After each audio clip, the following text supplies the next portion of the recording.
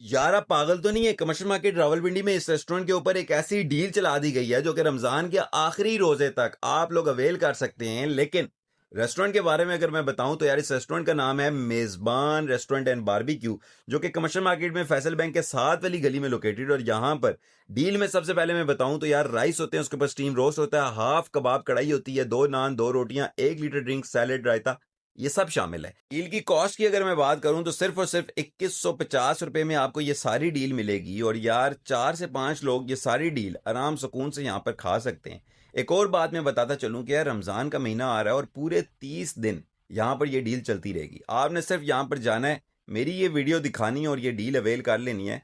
क्योंकि यार रावलपिंडी इस्लामाबाद में बहुत सारे रेस्टोरेंट हैं जो कि इतनी सारी चीज़ें बहुत महंगे दामों बेच रहे होंगे, लेकिन ये कमर्शियल मार्केट का वाहिद रेस्टोरेंट है जो 2150 रुपये में इतनी चीज़ें आपको दे रहा है। टेस्ट इसका यार ज़बरदस्त है, आप आराम सुकून से यहाँ पर जाकर ये सारा खाना खा सकते हो। तो यार अब बहाने छोड़ दो कि भाई खाना महंगा है। कमर्शियल में